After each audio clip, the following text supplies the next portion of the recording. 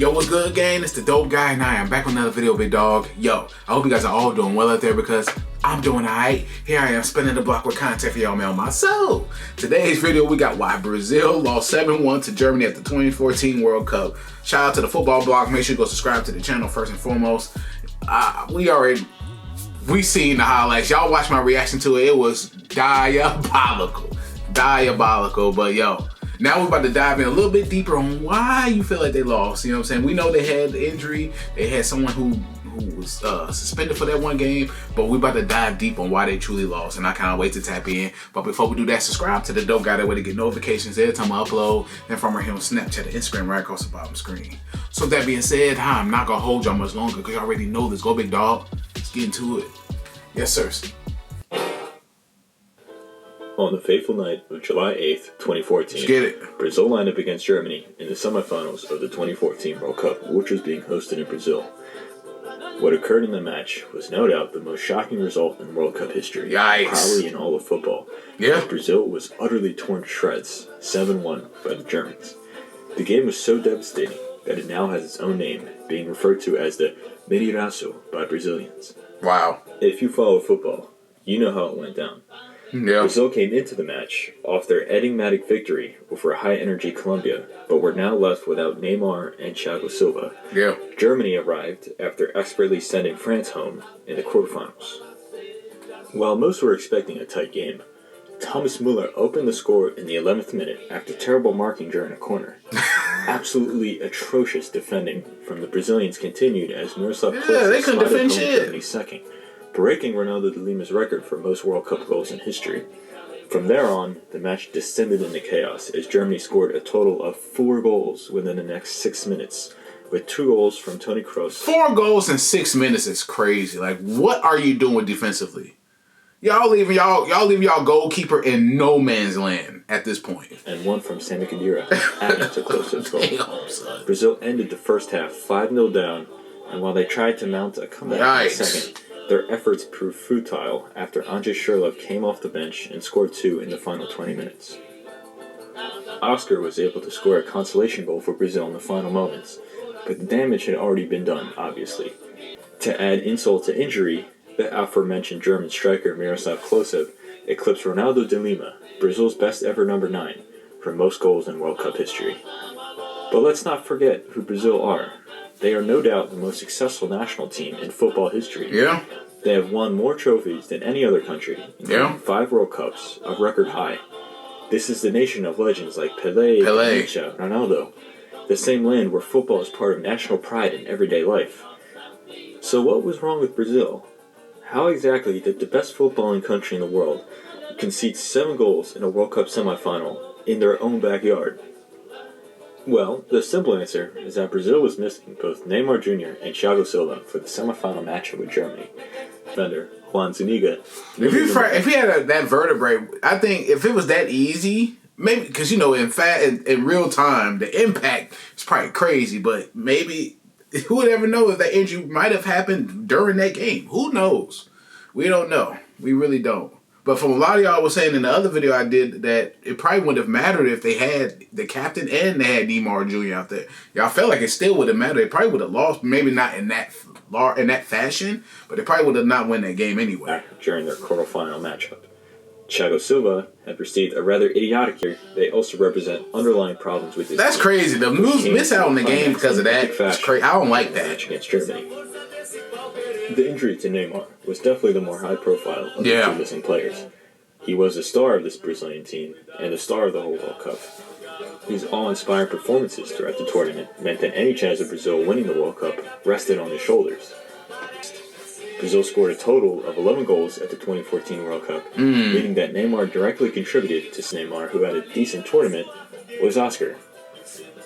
So this was like watching LeBron James and the 2018 Cleveland Cavaliers go to the NBA Finals. You got one player who does most of the cooking, most of the work. And everybody else is like, you know what I'm saying? They're around, but they're not carrying their weight. You know what I mean? It's like a group project. One kid did majority of the work, but we're all here to get A's. Crazy work. That's what it sounds like. Brazil had major problems up top. Not only was their top goal scorer and creator gone, but they did not have anyone able to replace him. The moral damage of not having Neymar was devastating. Even with everyone in top form, Neymar was still a linchpin. A player of his caliber forces the opposing team to dedicate an extra defender to cover him, restricting freedom of the overall team. He was the player that would induce fear in all the teams they faced. He was also the player whose face was on all the television commercials, billboards, and magazines across the country. The same player whose name was on the shirts of all the children up in the stands. Losing Neymar Jr. was the worst possible thing that could happen to the Brazilian team. And it happened. So I know you goated. While Thiago Silva's yellow card suspension did not generate as much media attention as Neymar's injury, right, it should in no way diminish how harmful his absence was. Yeah, he was a captain. Besides Neymar, Silva was no doubt Brazil's next best player. To put it metaphorically, Thiago Silva was the glue that desperately held together Brazil's already shaky defense. He was also the captain of this team, one of the most experienced players. While many criticized and continue to criticize his leadership qualities, and rightfully so, as he can be too emotional and anxious at times, Thiago Silva was arguably the best suited player in the squad to be captain. Right. Certainly better than David Luiz, who captained Brazil in Silva's absence. On the pitch, Silva was easily he did not rally the troops in terms of his anticipation of play, composure, ability in the air, and eye for tackles. But his influence is more than that, as he is often seen screaming at his teammates, motivating them, telling them where they should be, or what they need to do. Without him, the whole team, but especially the defense, was completely disorganized. A weakness that Germany heavily exploited. Much like Neymar in the attack, Thiago Silva was the only defender in Brazil's squad who played well for the most part. Dani Alves and Marcelo were good going forward, but their positioning was appalling, leaving major gaps behind them, while Maxwell and Icon looked slow and cumbersome. David Luiz had some truly great moments at this tournament, but at the same time, he had some truly terrible ones as well. David Luiz, by nature, is an ambitious and extravagant player. However, his boldness can sometimes be a liability. That's why when David Luiz is paired with a more conservative and calculated center back like Thiago Silva, who can cover for him, Luiz's great abilities can be seen on full display. Thiago Silva's replacement for the game against Germany, Dante, was the complete opposite of what a player like David Luiz needed. In 2014, Dante was by no means a bad defender, but he also wasn't Thiago Silva, and at times it seemed that Dante and David Luiz were having a competition to see whose decision-making can be more rash. You're trying to win a trophy, bro. Both Neymar and Thiago Silva's quality would be a great loss for any team. But the fact that Brazil, a nation who is known for being a conveyor belt of world-class talent, couldn't offer proper replacements for these two players, highlights a much deeper problem that existed for Brazil in 2014. And that is that this generation of footballers was simply not good enough. It is unfortunate, but these things happen in football. National teams have certain generations blessed with talent and others that are not. The generation of Brazilian footballers from 1999 to 2007, and even the generation from 1994 to 1998, made up some of the best teams of all time. In that period, Brazil won 2 World Cups and 4 Copa Americas, among many other trophies. A dip in quality was inevitable, but unfortunately for Brazil, it came at the worst possible time, when they were hosting the World Cup. The squads at both the 2010 and 2014 World Cup were evidence of this. While they were not bad squads by any means in terms of player quality, they were subpar by Brazil's high standards. The only reason that Brazil was favored to win the 2014 World Cup was because they were the host. But for a footballing powerhouse like Brazil, these generational problems usually resolve themselves over time. And from 2017 to the present day, Brazil have an extremely talented squad and arguably the best team in the world again. Even still, you could take a good but not great squad and achieve success. All it takes is the right manager and an intelligent plan in place. Again, unfortunately for Brazil, they lacked that in 2014. For years, Brazil struggled to find a right manager that fit the team. And with the World Cup coming up soon, they panicked and hired Luis Felipe Scolari, who is commonly known as Filipão. The only reason they gave him the job was because he won the World Cup with Brazil back in 2002. However, the team in 2014 was vastly different than the one back in 2002, and Scolari himself was a different man as well. Throughout his second tenure, he made several big mistakes, which ultimately led to Brazil's demise. Probably wasn't passionate about the game, about that no more, man. Like, they were still riding high off what he did in 2002. Bro, at that point, that's 12 years ago. Times has changed. Players have changed, man. It's crazy. The first major mistake he made was the squad selection. As was mentioned before, Brazil was not experiencing a golden generation or anything, but still, Scolari made the problem worse with the players he chose to bring to the World Cup. After Brazil emphatically won the 2013 Confederations Cup, also on home soil, Scolari stubbornly stuck with the same starting 11, despite the fact that some of the players were in poor form. Paulinho had a mediocre season with Tottenham, and Julio Cesar was now playing MLS. Yet they still retained their starting spot, for example. The Confederations Cup is a very different tournament from the World Cup, so Scolari needed to stop dwelling on the success he had there and modernize his team. There were also some other very questionable picks in the squad too. Both Maicon and Maxwell were called up, and while both these guys used to be great players, they're far past their prime and should not have been in the squad. Right. The players that Scolari overlooked Past and prime. did not call up raises some eyebrows as well. Despite breaking the Barcelona-Real Madrid hegemony in Spain and winning La Liga before making it to the Champions League final with Atletico Madrid, Miranda and Felipe Luis were left at home, despite being some of the best defenders in the world. Defense ended up being Brazil's weakest area of the pitch during the tournament, and one can only suspect that Miranda and Luis could have been put to great use if they were there. Another area that was lacking was the striker position. Ever since Adriano experienced personal problems and his form dipped, Brazil was lacking an elite striker. However, Scolari had the solution to the problem in the form of Diego Costa, who is one of the best strikers in the world at the moment. But for whatever reason, Scolari never trusted him and never truly gave him a chance. And faced with the desire to want to play at the World Cup, Costa switched his allegiance to Spain and then went on to represent the Spanish at the World Cup.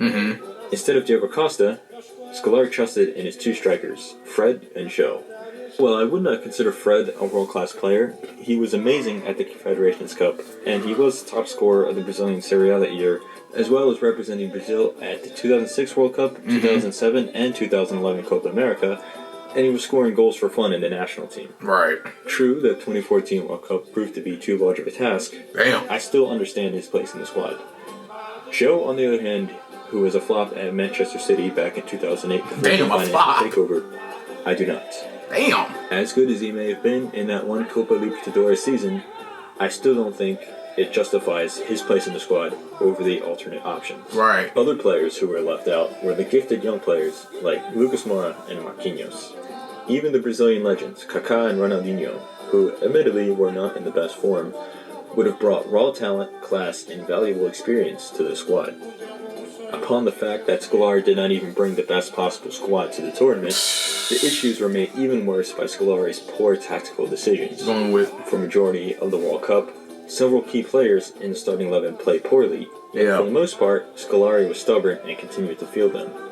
One could argue that his options on the bench weren't much better, but that itself falls on Scolari's poor decision. Yeah, it's the coach, the manager, whatever. Before, Fred had a genuinely dreadful World Cup, but he continued to be the starting striker. Sure, Joe was no upgrade, but Scolari could have changed formation so that Hulk was the center forward, or Neymar was a false nine in place of Fred. Right. Speaking of Hulk, he was having a tough time out on the right wing, but instead of moving him to a different position or simply benching him for Willian, Hulk started almost every game. Dani Alves and Paulinho, players who were playing poorly and actually lost their starting spots, were replaced by Maicon and Fernandinho respectively, who played even worse. Scolari, not being able to find the perfect starting lineup as well as poor tactical decisions, were exposed heavily by Germany in the semifinals. Despite Germany being the best team in the competition thus far, Scolari opted to virtually play the same exact formation from earlier matches while having the youth player Bernard take Neymar's spot on the left wing. What Scolari should have done was bench Fred, then play Hulk as a center forward, with Oscar directly underneath him, and Willian and Hamidas on the flanks as deep-lying wingers, while Paulinho and Luis Gustavo sit at the base of midfield. This would have further protected Brazil's defense and given Germany a much harder time controlling the middle of the field. Instead, the Germans easily waltzed right through Brazil's midfield, just like a tank through a cornfield, while Bernard was completely man-marked out of the game by Philipp Lahm and Jerome Boateng. Another major issue with this Brazilian squad was the complete lack of experience as well. Only 6 of the 23 players in the squad had ever played at a World Cup before. Obviously, Scolari had no say here, as most of the Brazilians who played in previous World Cups had already retired. But at this point, the responsibility was on him in order to mentally prepare these players for the tournaments. But instead, the opposite occurred. Throughout the Cup, it seemed that this crop of young players was cracking under the pressure, little by little, acting too emotional, crying at the national anthem, being too afraid to take penalties during shootouts. Like, calm down. And all it took was an experienced team like Germany to shatter it. This is partly the fault of the captain, Thiago Silva, but more so on the manager. Yeah.